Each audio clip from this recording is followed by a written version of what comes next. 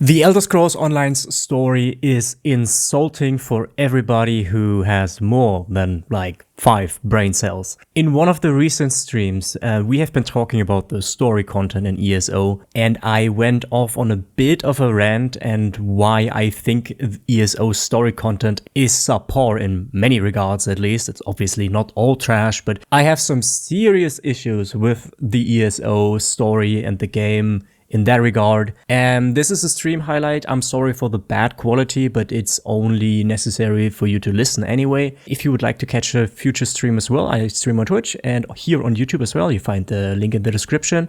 And other than that, please share your thoughts with what I'm about to rant about in the comments with me. Maybe you are having a completely different opinion about this, but that's completely fine. Just share, we can talk about this. Please just be civil, and now enjoy the little rant. What's your favorite zone quests? Okay, I didn't do all of them yet, so it's hard to gauge. I can tell you that I don't enjoy Hrothgar as everybody else does. Everybody's like, "Oh, Hrothgar was so good," and I'm like, "Yeah, it was alright, I suppose." I don't know. My expectations are different when people say it was so good. I'm like expecting, you know, stuff that is not bad. What a lot of people would say is that Vvardenfell, Clockwork City, and Somerset is pretty decent because it's like an overarching story to it. And I expected a lot from it since I heard that. And it wasn't bad, don't get me wrong. Especially I like Clockwork City. The whole concept of the Clockwork City is really nice in my opinion. But at the end of the day, it was also not like, wow. It was like, yeah, okay. I guess it gets hindered a lot by the fact that the content itself and how it plays. For instance, yesterday I finished the Southern Elsewhere story. At the end of the Southern Elsewhere story there is, in order to not spoil anything, a boss fight. And that boss fight is clearly not meant to be done for people who have 2 arms. Because otherwise they would have designed that differently, because you have so much downtime. You're just waiting. 60% of the fight you are waiting for something to happen, because the boss goes into a phase where you can't hurt it, and you have to wait. You're just sitting there, waiting for the boss to be attackable again. And I'm like, okay, this is the big bad boss fight and all that. You force me to wait. Nothing is happening. And I was genuinely mad about that, because the rest was kind of cool. The fight itself, like the setup, the scenery was cool. The build-up was kind of there too. And then you have that fight and you're like, oh man, let it be over, please. That's unfortunate, my opinion. So, it saddens me to say this, but so far, in ESO, I have not come across a story where I was like, damn, that was great.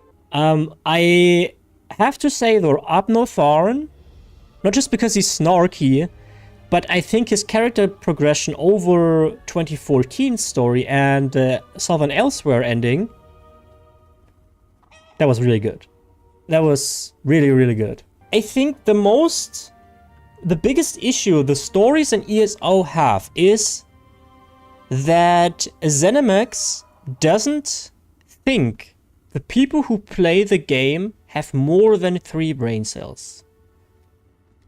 Everything is laid out to you so obvious. Your character is so immensely stupid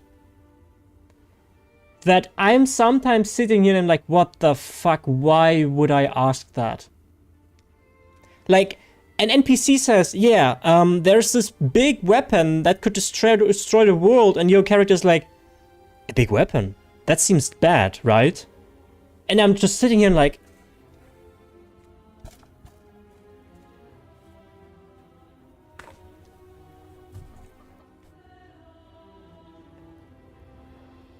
all of the stories are so designed to be understood by the most stupid person ever. And I think that's a mistake, because nobody can really enjoy these stories because everything is so obvious and everything is... You don't have to think. And it sometimes makes me genuinely angry, because I'm like sitting here and I'm like, look, I'm not even the smartest person alive. And I'm like, what the fuck? And then I know, okay, probably some people actually need it spelled out like that. And I'm like, oh, okay.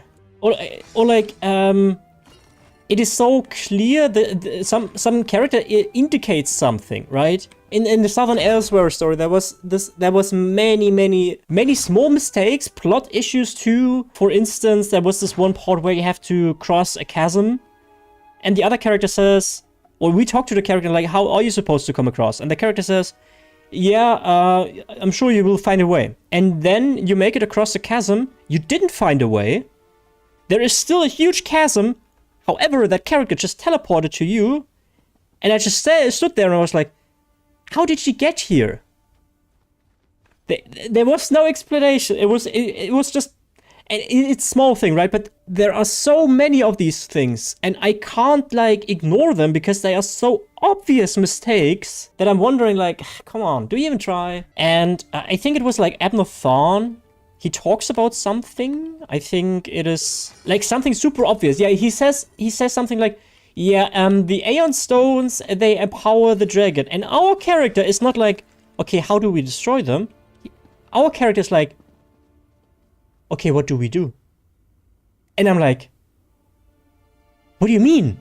What do you mean, what do we do? What do you mean, what do we do? And I'm... And every story in ESO is like that. And that's why I say I don't think there is a single story where I could be like, yeah, damn. Because no story really asks me to think. Really. None. None is like where you have to make connections for yourself and the game expects you to understood what just happened and your character is acting accordingly. That's not happening. And it saddens me because we have Tamriel, right?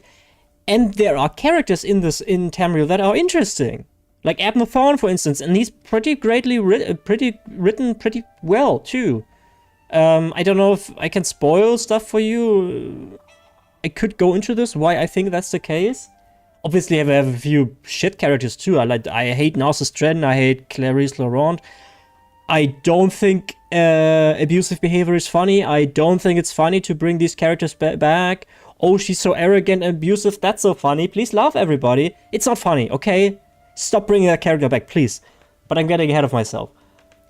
We have this whole Tamriel universe. We have a freaking...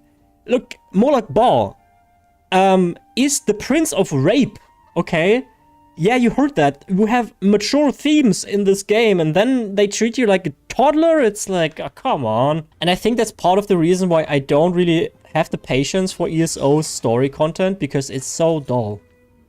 It is so stupid. So when they announced that you will have more dialogue options with Solstice on update 46, I was like, yes, please, finally. I can give my character some sort of... Our character is legitimately stupid. And I'm not like uneducated or something, but genuinely a moron. I don't want to be ableist or anything, but our character is extremely dumb. There is absolutely no way of you to integrate your knowledge about the universe into your character. No, absolutely no way. You are forced to be as stupid as someone who has never played an Elder Scrolls game ever before, and even those people are probably more smart or smarter than what ZeniMax thinks these people are. I don't know if I have like too much, or if I expect too much, or if the standard of what people expect from good stories to be is so low that people are fine with subpar stuff or like average stuff. It's not like the worst thing you have ever seen, but it's not like... I don't think anything in the ESO story is really memorable, because they are playing a lot of things very safe. What I enjoyed, for instance, with Zareth Bar and Ten Lauren, they both dealt with loss in very different ways, but I felt it didn't go far enough.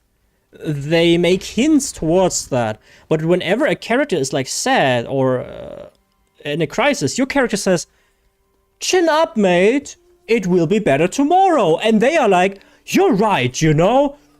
You are so right. I lost my composure there for a second, but now I'm healed. My depression and traumatic experiences that I've experienced 10 years of my life are completely gone now." Because that's how mental health issues work.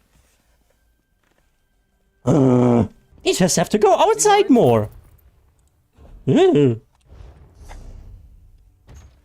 I growled there. I'm sorry, that was cringe. I don't care, man. Makes me mad because it could be so good. It isn't. So yeah, please let me know what you think about this kind of stuff. I'm sorry that I went off rails for maybe my wording was a bit too harsh. I'm sorry for that.